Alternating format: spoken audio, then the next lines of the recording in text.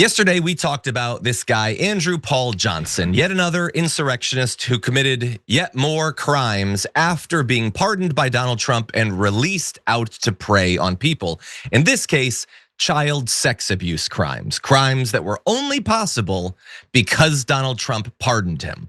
And so Donald Trump sent him out after his violent crimes and he began preying on children.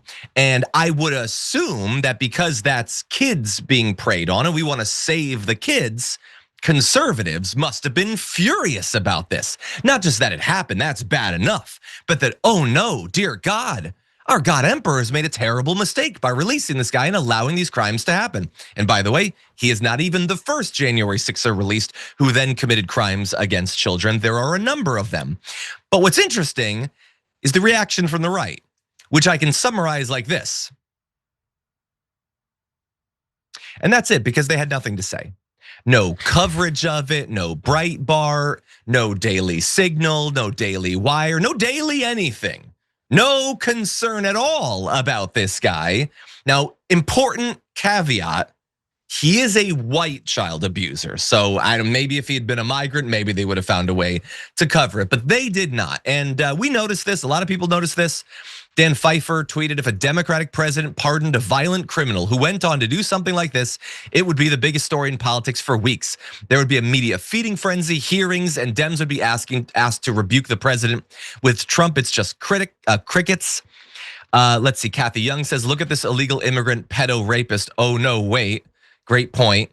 And yeah, it's totally true. Remember like Lake and Riley?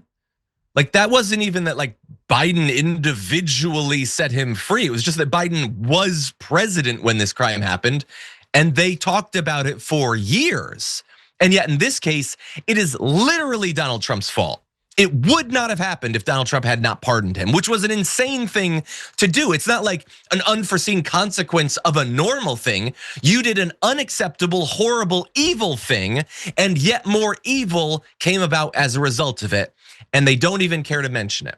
Now, a couple of right-wingers on Twitter engaged with some of these tweets. One said this, EBS says, oh, you found one, and he represents all of us. Congratulations, detective effing R word. So first of all, I love that you're more mad at the person who tweeted that than you are at the guy who abused the kids. Also, no, we didn't find one. We've found many. We've found multiple child abusers amongst the group. You care so little about the crimes they commit, you don't even know that they exist. And yet, and you're mad being told about it more than you are that it happened. You really want to hashtag save the children. This one, King Duckinius, and weird that both of these pay Elon Musk to be on Twitter, interesting, says, did he do that on January 6th? Were those crimes part of why he was arrested over J6?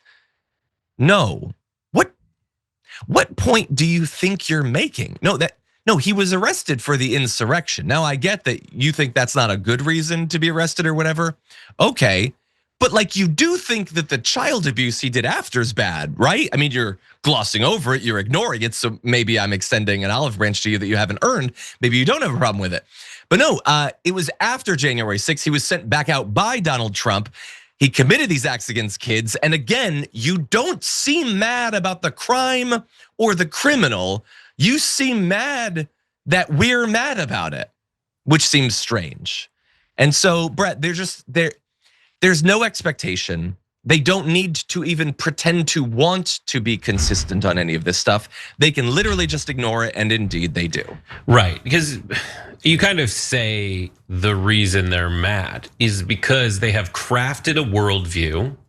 They've done everything they can, consciously or unconsciously, through like just liking tweets and tweeting things, to create a bubble for themselves that makes sense, that they're happy in.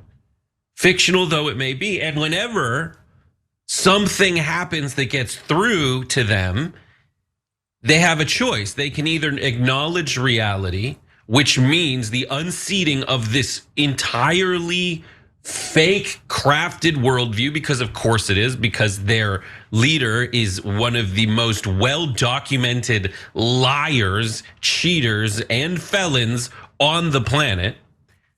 So if they do that, that's worse. That's terrifying to them. versus what they have learned to do, and much of Trump's cabinet has learned to do, because the only thing you can get fired when you do is acknowledging reality. Yeah. So what they do is they then fight back twice as hard to keep that hole in the boat from leaking sanity into their world, into their little dinghy. So that's my take on it. That's why they're mad.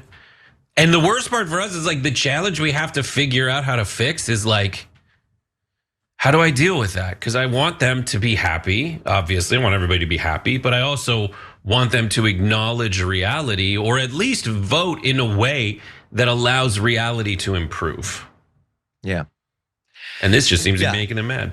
It is wild when you like the concept, like you said, acknowledging reality. Like the only thing Pam Bondi could have said that would result in her potentially being fired is if she had turned around and faced the Epstein survivors and said, I'm sorry that we've failed you. I'm sorry that we're failing you.